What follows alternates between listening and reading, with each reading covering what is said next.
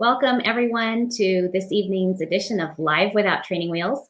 I'm your host, Ann Sunderland. I'm the owner and author at Homeschooling Without Training Wheels, mother of 8 homeschool kiddos, and I am thrilled this evening to be joined by my friend Marianne Sunderland, who is blogger and author over at Homeschooling with Dyslexia. And I'll let her tell you some more about herself in a little bit. But let me just go over a few housekeeping details to make sure that you are comfortable and enjoying your time here during this video. First of all, would you take a moment to share this video? If you're on Facebook, I'm sure you already know how to do that. If you're in Crowdcast and not familiar with it, there's a little arrow icon up above us and it says, and click on that, you'll see all the relevant links for sharing and all the various places you might want to share. You will enjoy your experience in Crowdcast the best on a laptop. But if you're watching on mobile, that's fine too. I recommend that you turn your mobile device into landscape mode. And then there's a little box at the top that you can click to go into full screen mode. And then click the little box at the bottom to view the chat window and you'll be all set. And you'll see basically what you would see if you were watching from a laptop. You'll also have the best viewing experience if you're watching through a Chrome browser. If you would take a moment, down here at the bottom of the screen, right underneath our faces, there's a little button that says polls. If you click on that, you'll see that we've got a little poll going. We're just curious about our audience. This is anonymous, but we're just curious what mix we have of folks here in the audience in terms of whether you have a child with dyslexia or whether you suspect that you might, but you're not sure, or you don't. You're just here for information. You're welcome as well. So go ahead and let us know about that. And then, also, if you've got a question at any time during the session, you're welcome to click the Ask a Question button down at the bottom. Now, the cool thing about this is, of course, you can put your question in. If somebody asks a question over in the chat, I can actually add it to the Ask a Question box too. So if you're not sure, don't worry. You're welcome to just add it in the chat window. But the neat thing about the Ask a Question window is that I can timestamp the answers as we go over them. So if you are watching this on the replay, or if you're watching it live and you want to come back and watch the replay, you can click on a button next to each of the questions and jump directly to the portion in the video where we're discussing the answer to that question.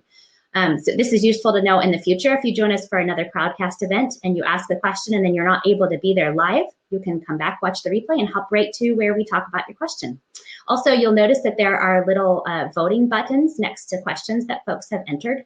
So if you would like to upvote a question, when we go to the Q&A session, we'll just start right at the beginning of what's on the top. So if there's something that you would particularly like to hear answered, then make sure to upvote it so that we'll get to that during the course of our video. So thank you all for joining me. I'm so glad you're here. If you'd like to follow me up here at Lynna at Live Without Training Wheels to catch future videos, and then we will hop right into our discussion for this evening. So as I said, we have Marianne Sunderland with us, who is from Homeschooling with Dyslexia. And I am privileged to say that Marianne is not just a fellow blogger, but she is a dear friend and has been a great deal of encouragement to me. As I mentioned in my email this morning, she recently kind of talked me down off the ledge about, panicking a little bit about, okay, he's approaching high school. What am I going to do with this? And it was so encouraging. And she, my personal interactions with her, but then also her website has so many resources that have been helpful from this unique perspective of parenting a child with dyslexia, and then also, in the homeschool environment as well. And what does that look like when you are the primary provider of the academic education as well? So Marianne, why don't you just start by telling us a little bit about yourself, your family, how you got into this business of homeschooling with dyslexia. My internet's a little funny, so I'm not sure if you can hear me. So I'll start. I can hear you. Go ahead. You can hear me? Okay, yeah. Good. So how I got started with this business of homeschooling with dyslexia. It's actually funny because this is our 22nd year of homeschooling. And way back when, in the 90s, when we thought we would homeschool, we were like, we could travel and we could spend time with our kids. And we were living in LA, where if you wanted to get into the good schools, you had to apply to them while you were still pregnant. So oh, wow, yeah. We just decided, and we had read Raymond Moore's books about, better late than early. And so that was kind of our philosophy. And we're like, well, how hard could it really be, right?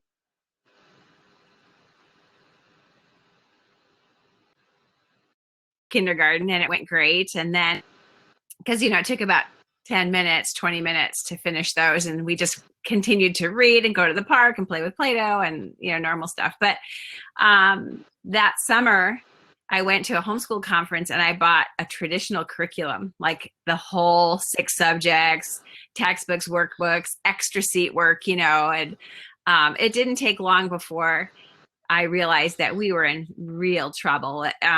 My son, although he could understand the information, he couldn't read it, he couldn't write it.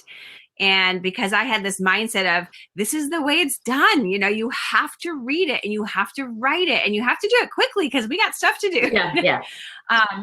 We were both pretty upset, and his little sister too, who was like, what's going on with mom? So anyway, we kept homeschooling. We switched to the Charlotte Mason approach, which we found was a nice fit for our kids, and we're more relaxed. But we had our oldest son tested in first grade. He was 7.5. And was that first grade, second grade? Maybe it was second grade. And it turned out that he was dyslexic. And I was like, what's that? I had no idea that intelligent people actually struggled to learn. Because one of the things about testing, the psychoeducational testing tests a lot of different factors. It tests your academics, but it also tests your IQ and your processing speeds and that kind of thing. And so we got a profile of his learning. And so and the one way it was a relief because I knew he was smart, which I kind of already knew. Right. And I knew that, it was a thing, which I found very comforting. Right. But then on the other hand, I was completely overwhelmed because I was like, what do I do? Yes. And so what happened over the course of the next maybe 5, 6 years, 7, 8 years is we researched, tried to figure things out. It's kind of before the internet was a big thing. And there were a lot of programs out there that were trying to prey on our vulnerabilities. They were trying expensive programs with no guarantee, no research. And I didn't understand any of that. All I was like is, this kid needs to read or he's going to live under a bridge, and he's never going to amount to anything. Because that's how important reading is to people. Reading is a very sensitive subject. If your child can't read, your parents or your family members are going, what are you doing? You can't homeschool them, right? Yeah, you just don't realize how much it's a cultural marker of intelligence. Oh, for sure. And spelling too. Yep. Which, for dyslexics, spelling is always difficult. So yep. Fortunately, now we have assistive technology that you can function pretty well in the world, and spell pretty well. But that's kind of how, and then it turns out that we have 8 children and their ages 27 to 8, or almost 27 to 8, and 7 of them are dyslexic. So it's genetic. So if you think you're a bad parent because your kid's not reading, it's not true. But everyone thinks that at first, like, oh, I immunized, or, he watched Ninja Turtles, once when he was 4, and like, but it's genetic. And so we've really had to learn what works and what doesn't. So anyway, I don't want to talk too long, but what my conclusion is, now we have 4 kids graduated and 4 kids still in school, that homeschooling is really probably, I'm going to step out on a limb here and say probably the only way to kids that learn differently. Wow. And I'm talking about private schools, dyslexia schools, or public school. So it's not just to scrape it together plan B, yeah, sure. If you try, you can maybe sort of halfway do a good job with your kids if they're dyslexic and you're homeschooling. The thing with dyslexia is, so here's the thing, God has created every one of us for a purpose. And if he's created us with a purpose, he's equipped us as well. And back in the Industrial Revolution, there was a big shift in education, right? Because we needed compliant workers. We needed people who could So the focus came largely on those things. And then we had standardization, we had IQ tests come out of that.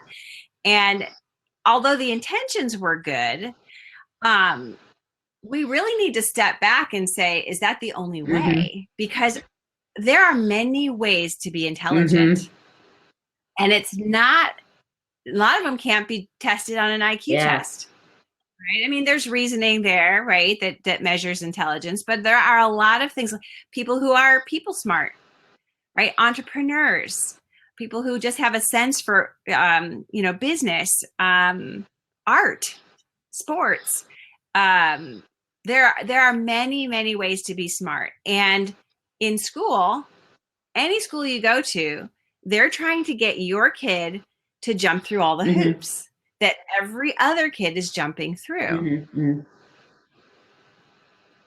With my older kids, I was like, okay, kids, we're going to write a 5-paragraph essay comparing love in the Bible to Shakespeare, and I don't care if you don't like it. You're going to live under a bridge if you don't write this thing, right? And not saying you shouldn't teach them to write a 5-paragraph essay, because there's a lot of other skills like organizing and forming your thoughts and communicating them clearly. But we really need to step back and keep asking, why am I doing this? Where am I going? Because here's the thing. Of my 4 kids who have graduated, who had various degrees of success in school, once they got out of school and started operating in their real strengths and their real intelligence, they took off. The motivation was there. The learning was there. I have a son who was still is profoundly dyslexic, had a really hard time with algebra and many other subjects. He just finished, he studied and passed his captain's license course, which has a ton of math, a ton of reading, and he passed it at 100% because he wanted it. And he studied hard. But when you're dragging kids and saying, come on, we need to do this thing.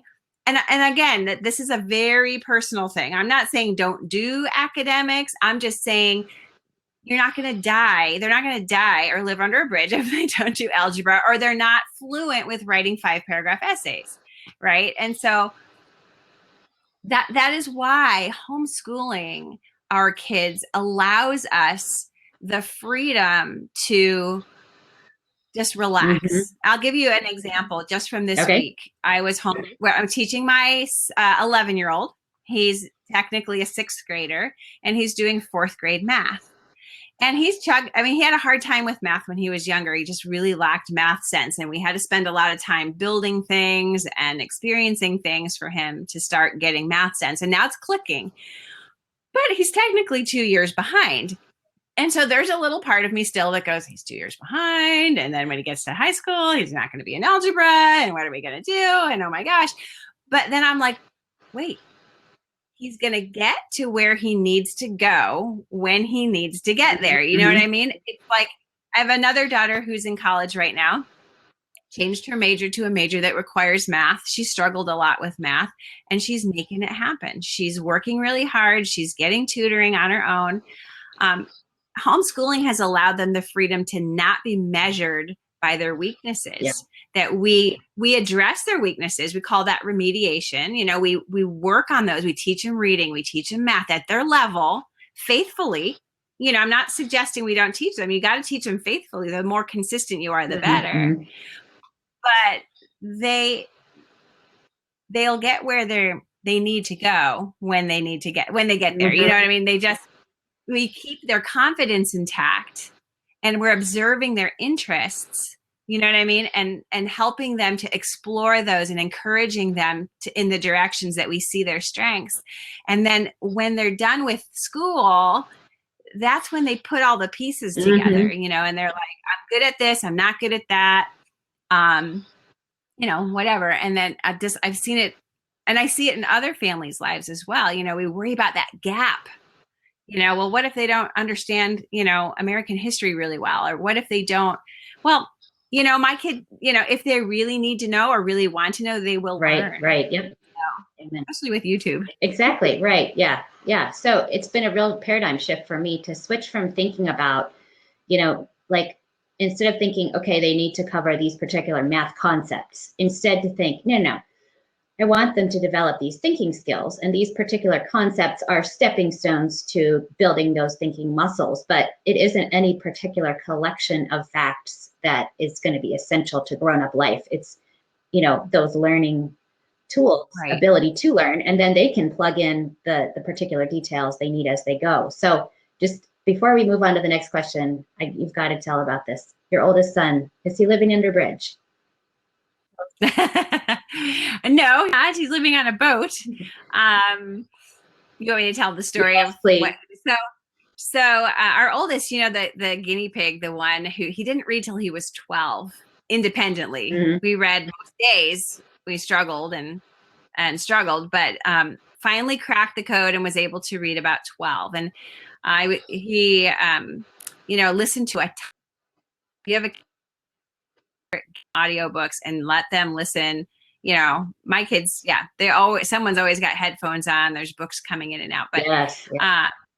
he ended up going to a private Christian high school to play football, because he's the oldest of 8. So I was kind of like, okay, you're done. But anyway, so he did really well there. So there's that. But he was restless. He didn't enjoy school, and he was kind of getting into trouble.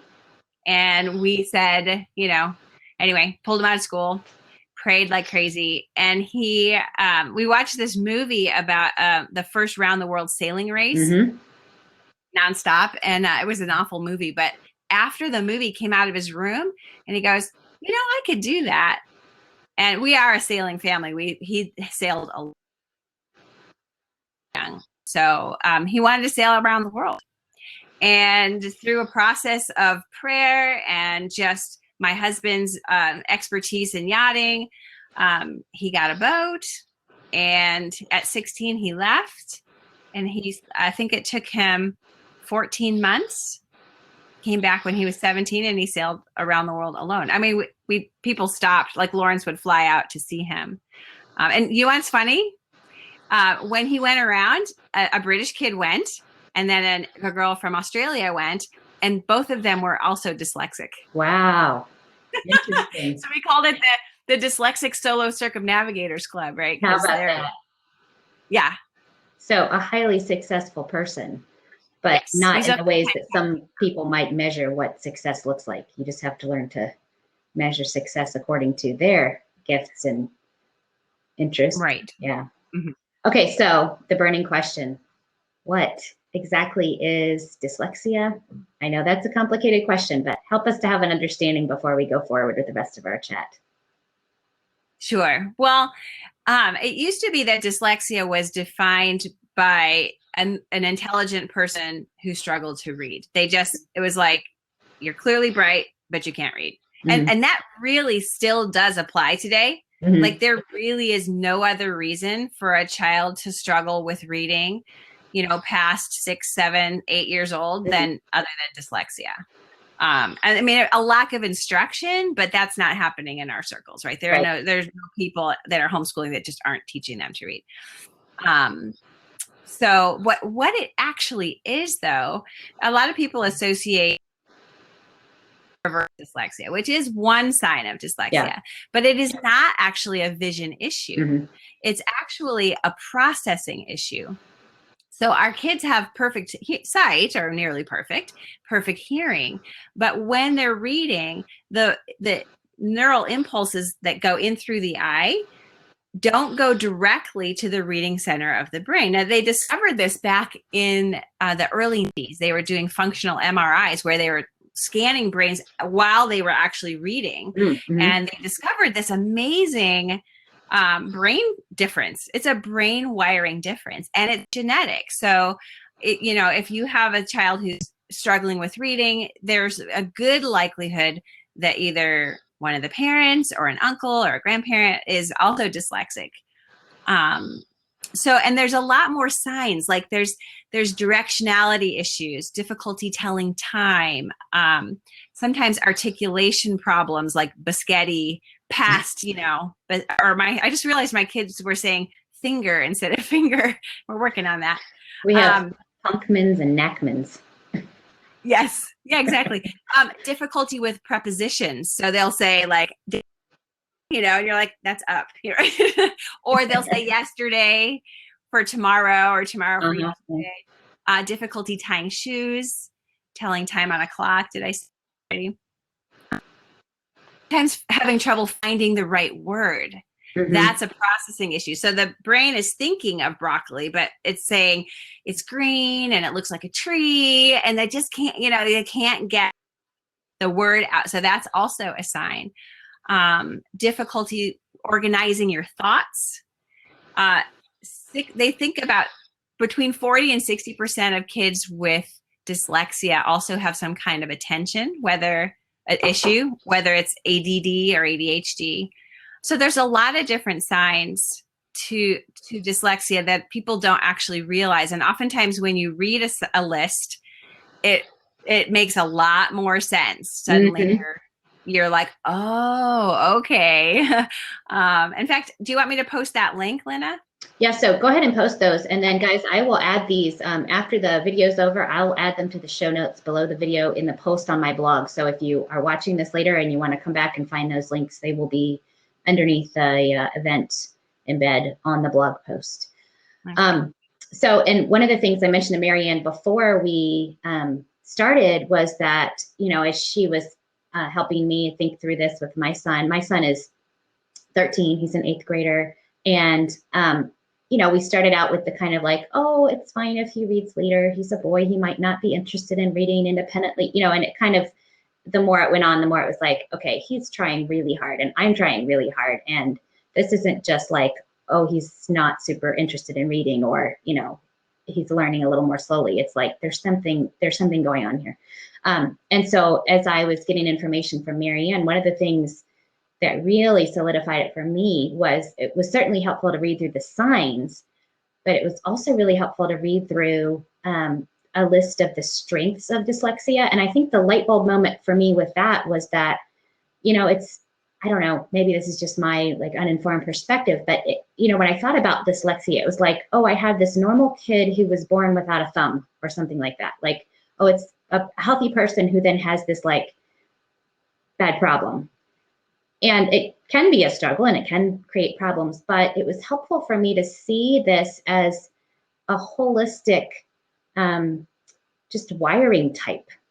Like this isn't just like a normal person who has a glitch. This is like a way that your brain is wired that causes struggles, especially in our current cultural context, but has benefits too. I mean, has, Luke is very gifted and artistic and narrating, like he'll tell impromptu stories for hours at a time to his siblings and that kind of thing. So that was helpful to me, not just to recognize him in the list of signs of dyslexia, but in the strengths as well. So I'm going to post a link to that article too in the show notes because that was very encouraging. Okay, yeah, it's more and more these days. Dyslexia is being defined by its strengths. So Fernet Eides, or Eides, and her husband, whose name I'm forgetting right now, they wrote a book based on their research out of Stanford called The Dyslexic Advantage. And they not only did they interview successful dyslexics, but they scanned their brains. And basically, in a nutshell, it's a great book. I highly recommend it. But basically, what they discovered was, so dyslexics really lack attention to detail, rote memorization, letters flipped around, spelling, all these detailed information, they don't do well with. But on the flip side, they actually do really well with big picture thinking, things like making connections that other people don't even think about. Yes, right. So this is inventing and entrepreneurship where they see a better way to do something that nobody sees. Richard Branson is an example of that. There are many. Steve Jobs, they think, was dyslexic. A lot of entrepreneurs. In fact, so dyslexics make up 20% of the population, but 40% of dyslexics are entrepreneurs. So it's a disproportionate amount of dyslexics in the entrepreneur realm. It should be 20, right? But it's 40. So they're also can be really good at storytelling. But it's a lot of big picture thinking that like inventing, and like an inventor would have. Thomas Edison, they think, was dyslexic.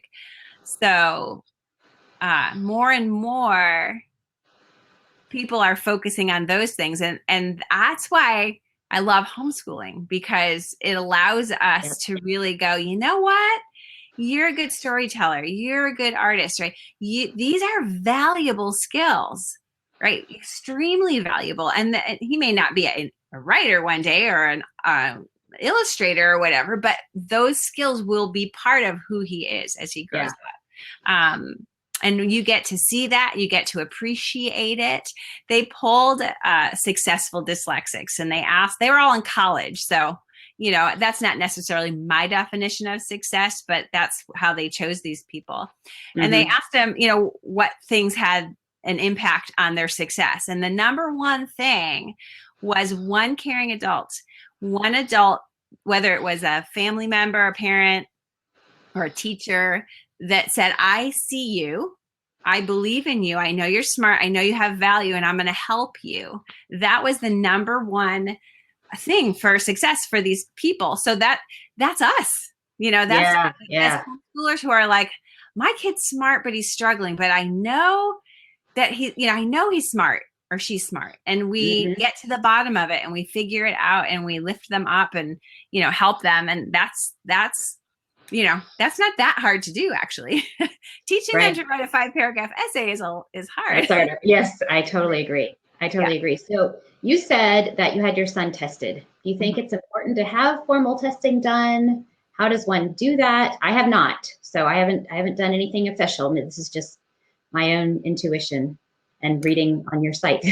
Yeah. Okay. Well, to get testing, it needs to be done by a psychologist, a PhD psychologist. Although if you go through your charter school, they'll have someone with a master's degree, but they don't technically diagnose.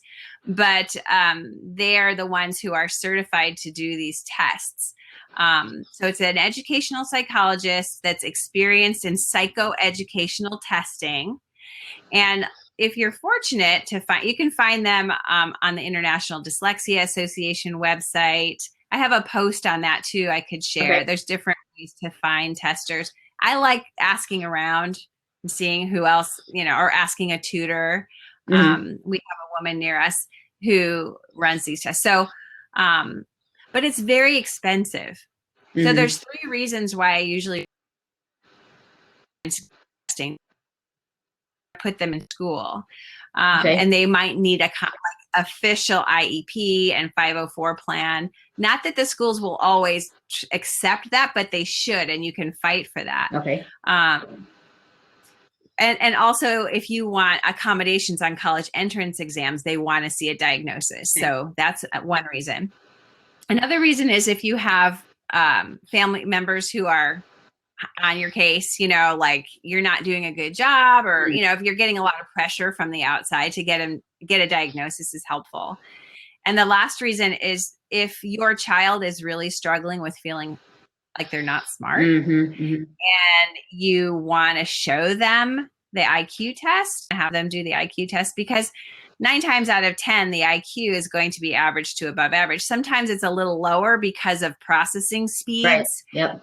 And that's timed, but a good tester, and you should find someone who's familiar with dyslexia. Always ask them, what is your experience? What do you think dyslexia is? And if they answer that it is a processing issue, that's affected by visual processing and auditory processing and working memory, those kinds of things, then they're probably a good fit.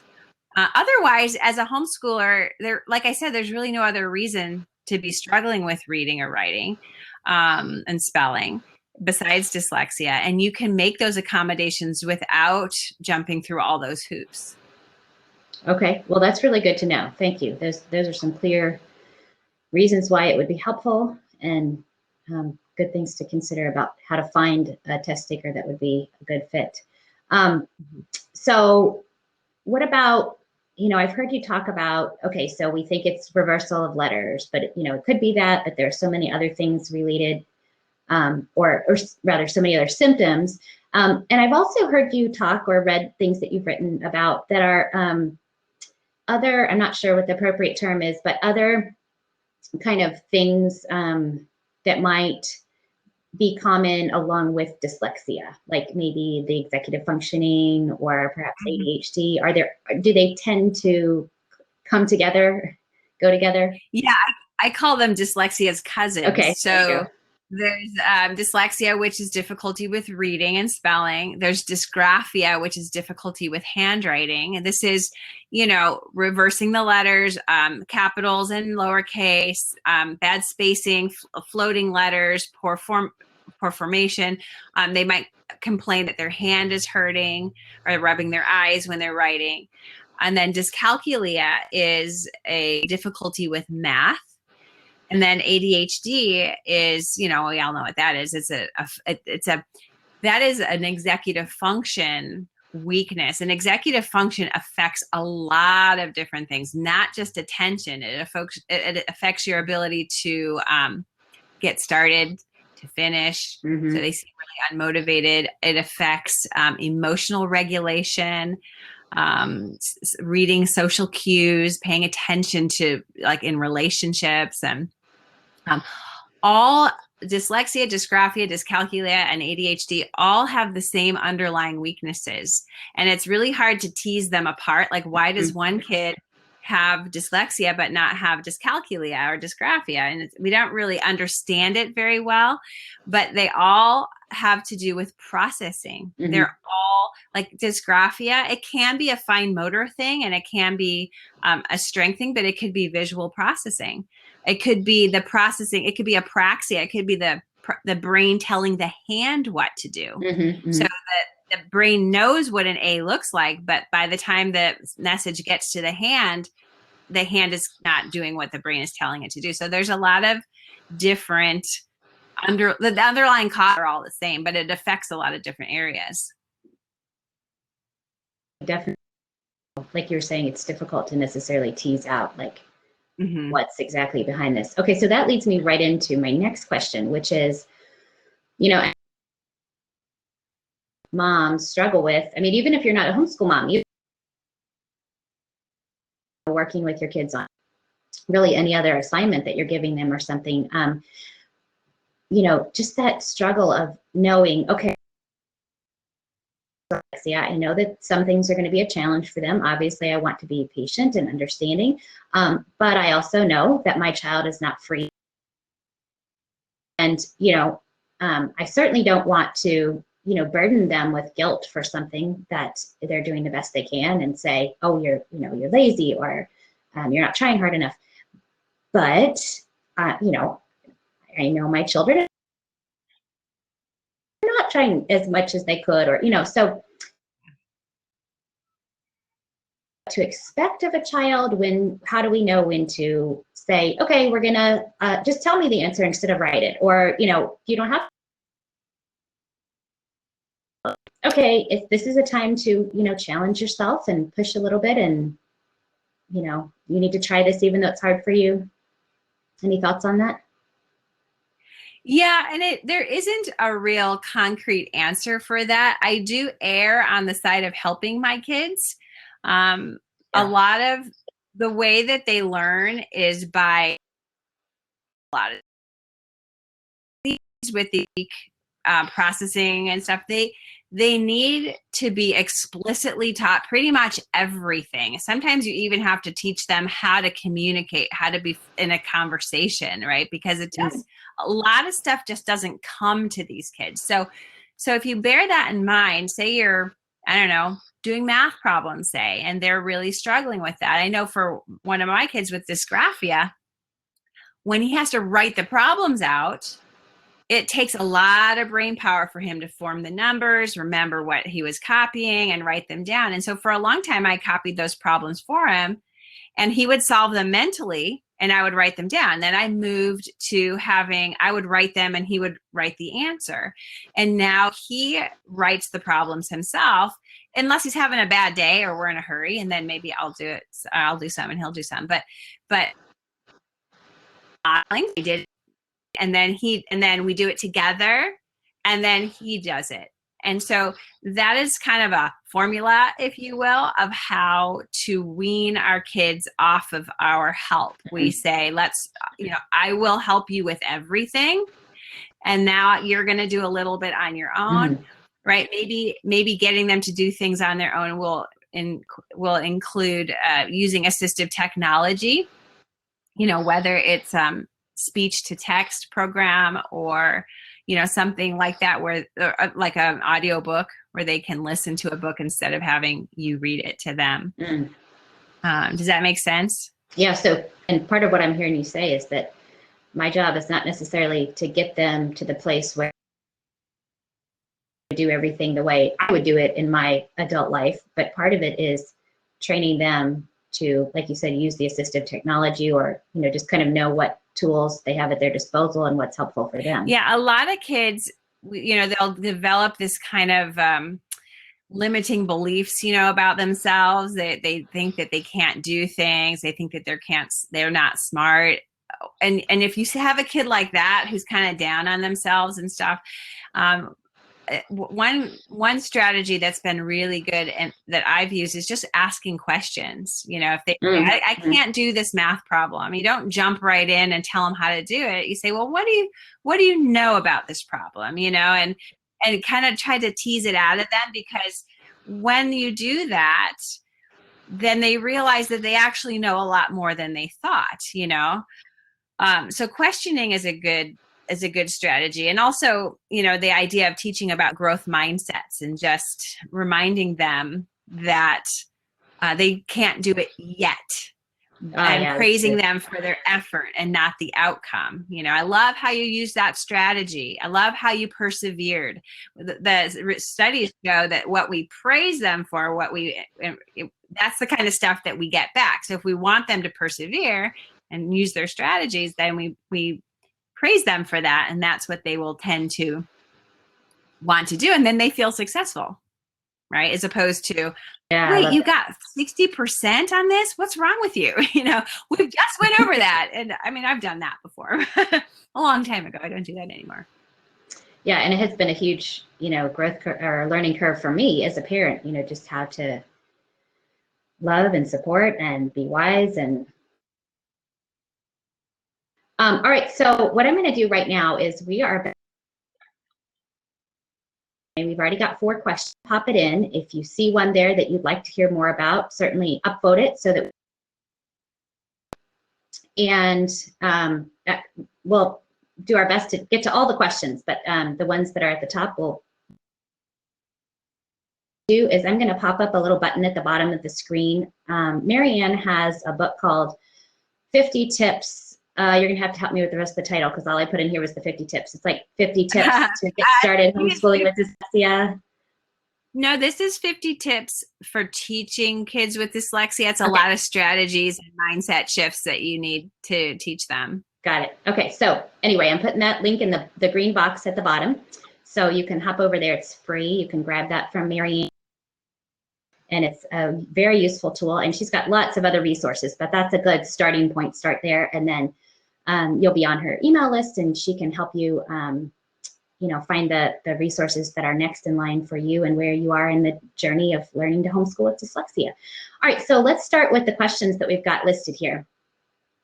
The first one is from Carla, and she says that she is currently on your 4th class. She says, I'll be watching the replay later, and I was wondering how you address phonetic misspelling for an 8-year-old in terms of me wanting to affirm early attempts at independent writing while also wanting to use as a teaching opportunity. That's a really good question. So first of all, spelling comes last. Reading is a lot easier than spelling because you can use context clues for reading. Decoding is a lot easier than encoding. So it is also something that many dyslexics struggle with for their whole lives. Mm. Now, the more profound dyslexics, they can use assistive technology as adults, but it is so if your child is 8 and they're spelling phonetically, just be thankful that they're actually writing. I make a big deal out of them at all. Yeah. At all. Zero. I would just be like, that's awesome. Or, depending on the situation, if they're writing a letter to somebody, you might, I don't know, that would be, and you'd have to know your kid, because we don't want to trigger this. If I'm going to spell every word wrong, then I'm not going to bother writing. We want them to be writing. We want them to be comfortable and practicing. And then work on spelling separately. So with something like All About Spelling, or if you're doing any other Orton Gillingham reading program like Barton or Logic of English or Reading Horizons, teach spelling separately and have them practice. They need a ton of practice for those spellings to be mapped to long-term memory. It just takes a lot.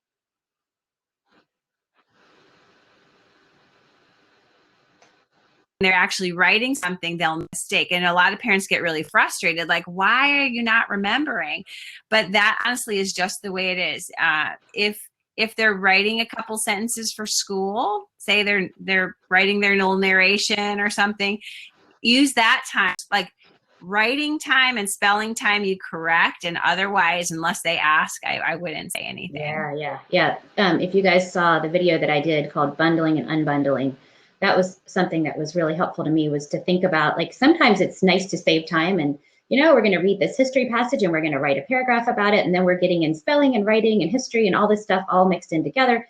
But other times what's needed is to unbundle, like to separate out the different threads and to say, okay, right now, all I really want to know is if they understood what we talked about in history. I don't care if they spell it wrong. I don't even care if they write it down. I just want to know if they understood history. So I might have to peel away all those other things, so I can get to the core of just what was the actual point of this lesson. And then another time when we're focused on spelling, then we're not going to worry about like whether the facts are historically accurate or whatever, just to kind of like narrow down what we're focusing on.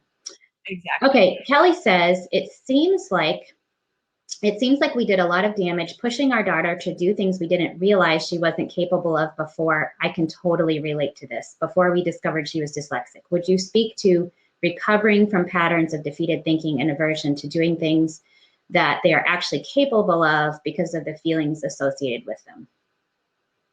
Yeah, and you're not alone in that. It's, if you don't understand learning issues like dyslexia, you're smart. We just talked about this. Why are you not doing this? All the other kids in 6th grade can write a paragraph. Why can't you? Right? That's really normal. And all of my older kids have forgiven me. I did apologize. I did a dyslexia simulation once when I got certified to be an Orton Gillingham tutor, and I just cried. I turned to my profoundly dyslexic son behind me and I said, I am so sorry. Yes. Like, I would tell him, he was bored, I'm like, go read a book. Because that's what I did when I was a kid. Yeah. Right? If I was bored, I'd go read a book. So don't feel too bad about that. I would apologize for sure and let them know what you're learning about dyslexia and what you know about it. And really, I am all about labeling. Tell them they're dyslexic. Tell them the strengths, tell them the weaknesses. I do it like the birds and the bees too. You don't need to have them read Overcoming Dyslexia. You could just tell them little bits at a time. But how to overcome that is, first of all, just being transparent, which it sounds like you are. And then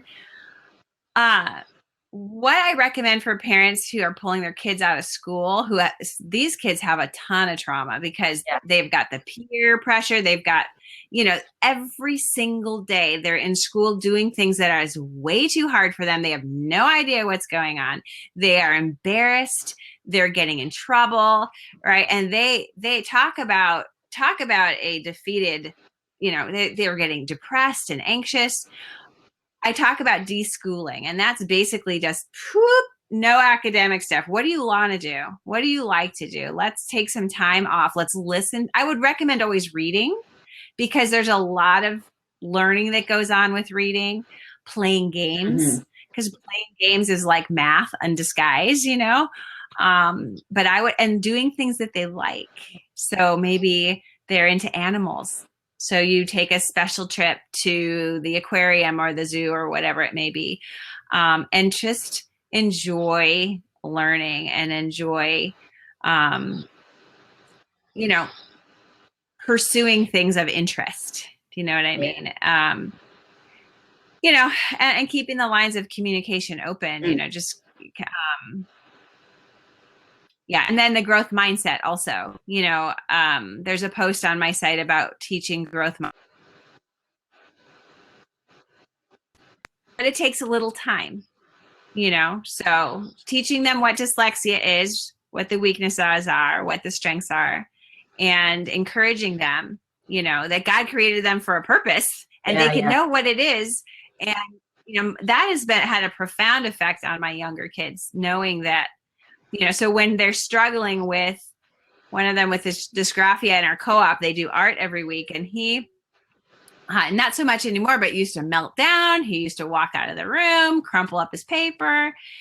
And I would say, you know, but then the presentation part, he was shining, you know, he did awesome. And so I pointed out to him one day after a meltdown, I said, you know, did you see Eliana? She was hiding behind her mom. She was so afraid to do her presentation, but you made the whole class laugh, and it was easy for you. Yeah.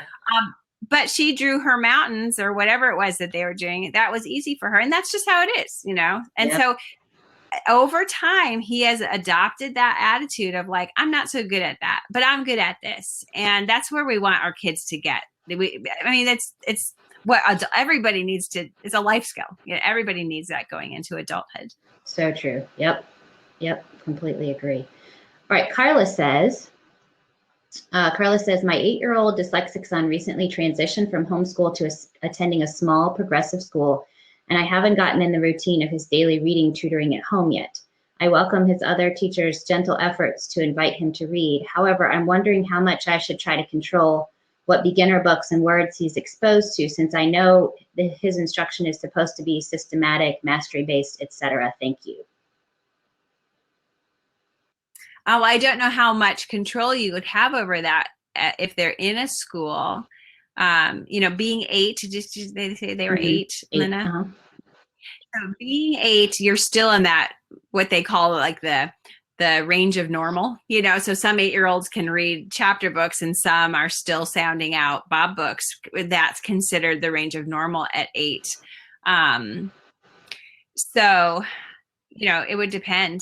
It's ideal to not have them have to try to read things that they're not able to, but if you can start working on sight words with them so that you can even use words that aren't technically sight words that like don't follow rules. They could just be words they're finding in their books at school. Start teaching them some of those sight words. Have the teacher bring the reading assignments home ahead of time so you can read them the night before. And then when they go into school, you know, it's not brand new. You could do that, because that sitting with a child and running your finger under the words as you read and maybe having them read along with you is a wonderful way to teach reading. I mean, it's not the only way, but it's a good way. Yeah, that connection of the words and what they look like in print and the visual and the sound. Yeah. Okay, awesome. All right, the next question is from Rachel. And Rachel says, how do you distinguish between a child with dyslexia and a child who, for example, does a lot of flipping? Is it a continuum or is it an either or? Did I miss your explanation of why you think labeling is so important? Is there any value in avoiding the label, this child is dyslexic? Thanks.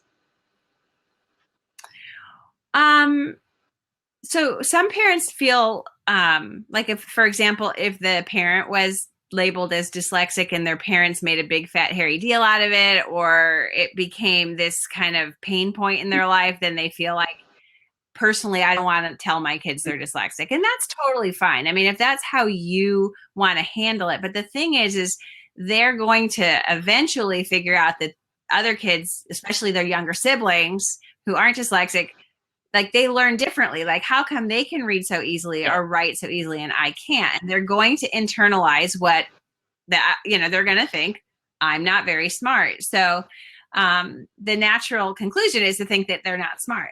So that's why I'm a strong proponent of telling your kids, not necessarily labeling them, but telling them that they're dyslexic, and telling significant others, like a Sunday school teacher or a co-op teacher or any kind of class or sport where they might be needing to read or write. Please don't make them read out loud. They have dyslexia. They're super bright, but they are not reading yet. So please bear that in mind, right? And I'm a big proponent of that. There was a second part to the question. Oh, the reversals. Yeah, I think she wants to know, is there a distinction between a child who's just doing a lot of letter flipping, or is there a continuum there? The general rule is that after 6 years old, there should not be significant reversals. Maybe once in a while, like in a great while, but if they're consistently making reversals after 6 years old, if they've had a practice, I know some, like for me, I didn't have my kids with dysgraphia write a whole lot, but I already knew they had other issues. So, but if they're still making reversals after 6, 7 years old, then it's common in younger kids, but it should be in older kids. Yeah. With regards to the labeling, I really liked what you said about, it's kind of like the birds and the bees conversation, where they don't really need to know like the whole shebang all at one time, but you can just sort of gauge like what is helpful at this point. And, with Luke, up until about the time he was 10, like he just did not, I kept thinking he's going to be embarrassed. He's going to see that his sisters are reading much more than he is. And just did not faze him. I mean, he loves those big DK books where, you have this big drawn out scene and there are all these little text boxes that explain all the things that are happening in the picture. And he would lay on the floor and pore over those. And then he'd ask one of his little sisters, like, what does this say? What does this say? And it just never fazed him. But then at a certain point it did. And I don't know if it was just, like preteen self-awareness coming on or whatever. But at a certain point I realized like, okay, just, not mentioning it and not making it a big deal is now less helpful. And now it would be more helpful to talk about it directly and to say, yeah, well, this is what's going on and we don't need to be panicked about it. But, and it has been, for him at least, it has been very helpful for us to be just frank. And actually the article that you wrote about the strengths of dyslexia, I read that at dinner one night and we just talked about like, isn't this Luke? Luke does this. Luke is so good at this. We've that, I guess every family and kid is different, but for us, that was very helpful. Yeah. And same here, we point out the strengths of our dyslexic kids. And so it's not an issue at home.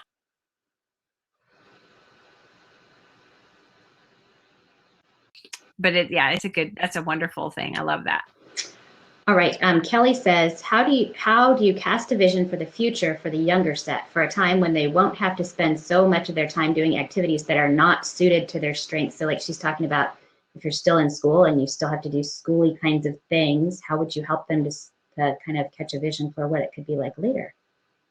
Well, I don't know how young you mean by young. Like when I think of young, I think of elementary school. And I just tell my kids like... Yeah, Kelly, I just happened to know because she emailed me today. Kelly's oldest is 10. So. Okay. So, I mean, younger kids, they don't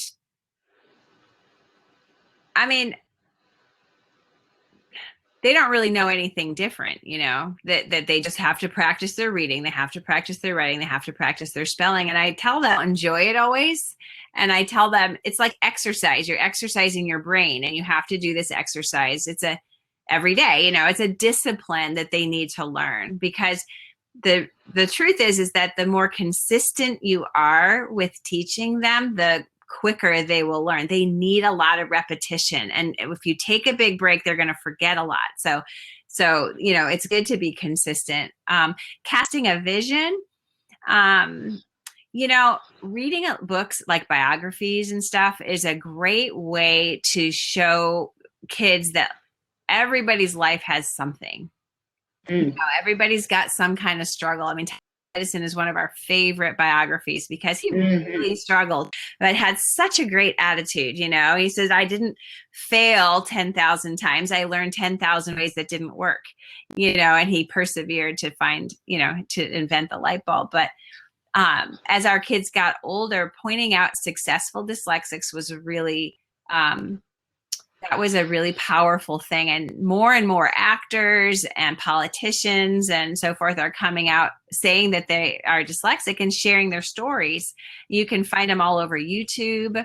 I've written a few posts on my site about interesting people who've overcome their dyslexia to do great things. So that's another way, especially as your kids are getting into those tween years, because and older, because those are the years where they're really comparing themselves to other people. And Mm-hmm. I tell parents, find something they're good at and support them in that, so that when they get, to that, like, well, I have a big nose and, or I'm short and he's tall, or I am not a good reader, but I can sure play the drums, right? Or I'm a great soccer player, or I'm breeding my dogs, or whatever it might be. It's really important for them to have something that they're good at when they hit that age, so that they are, they have friends that do that. They feel plugged in, and they're builds their confidence. Yeah. And I don't know about you, but my experience limited because, my oldest three are just in that, 10, 11, 12, 13 range. But, when my kids were much younger, like maybe the oldest was 8, and people would talk about like, letting them have time to exercise their gifts and their hobbies. And I was like, I don't know what their gifts and hobbies like. And it was like, oh, okay, that doesn't necessarily happen when they're younger.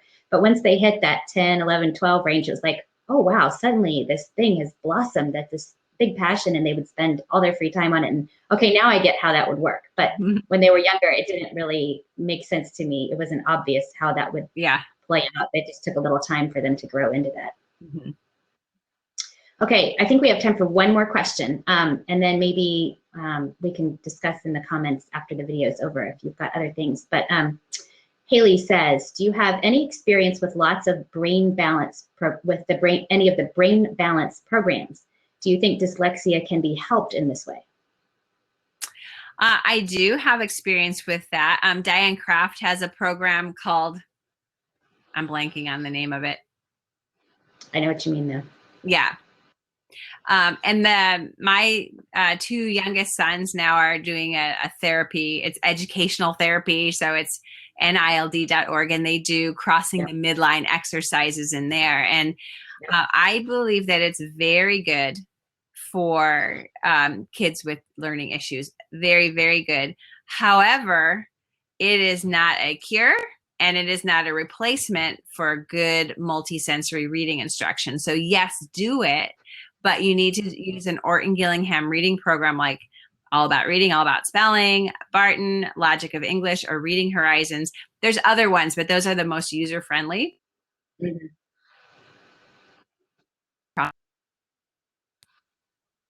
Yeah. And this wasn't necessarily a part of her question, but I don't know if we discussed this earlier, but dyslexia is not something that you're looking to cure, right? Right. Mm-hmm. Now, what's interesting is, so it's a difference in brain wiring, but they did a study. They took this group of kids and they gave them Orton Gillingham reading instruction for, I think it was a really short period of time. I want to say 6 months though. 6 months. I think it was 3-4 days a week, right? They were consistently using a good reading program, and they scanned their brains beforehand, those functional MRIs. And then they scanned them after that 6 months, and the neural pathway that the pulses were taking was more direct. It was like a good reader. Is that amazing? That is amazing. This idea of neuroplasticity that change experience is true. But we have to be careful that any kind of program that we're looking at, that what are they offering? How do they define dyslexia, and how are they saying, like vision therapy? you know, back in the day when we were first starting out, these vision therapists were coming out and they didn't understand dyslexia, or maybe, you know, but they were like, we're going to cure your kid's dyslexia. It's just their eyes aren't tracking. And that's not true. It's not a vision issue. And a lot of people have spent a lot of money with very little result. It does, you know, help with eye fatigue and such, but you have to be very careful about what programs are promising. You know, that you could make some, but they're still going to be dyslexic. Be big picture thinkers. They're still going to struggle with remembering directions, you know, never going to go away.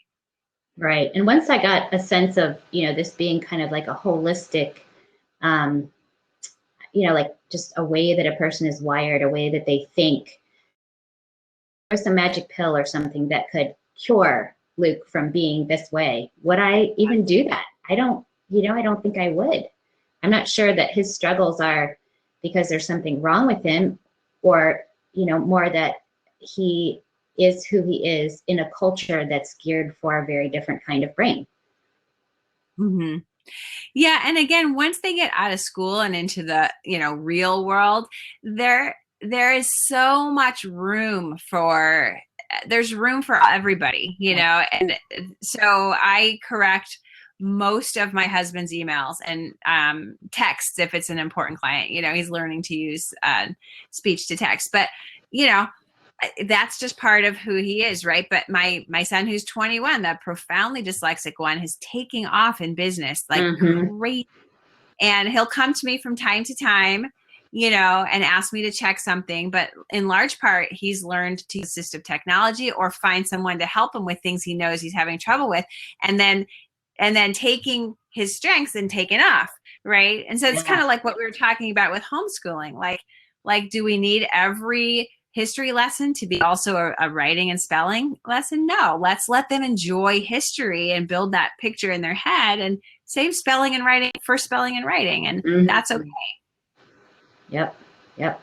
Well, Marianne, thank you so much for being on here with me tonight. It's always, in any context, a pleasure to talk to you and so encouraging. And I really appreciate that you take all the wisdom and, you know, learning as you go experience that you've had and shared that with us and continue to share that. So yes, Kelly says, thank you. I amen that.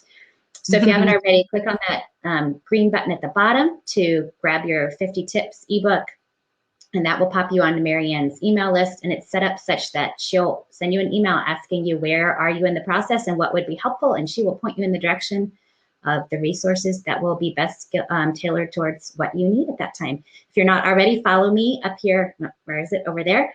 Hover over where it says Lynna at Live Without Training Wheels and click follow so that you can be notified when we hop on again. Next Tuesday night, I'm going to be on with Mary Wilson from Not Before 7, and we're going to be talking about having big conversations with your kids, how to have good conversations and good discussions with your kids. So I'm looking forward to that, and I'm looking forward to seeing you all next week. Thank you so much, Marianne. Thank you. It was great. Thank you so much.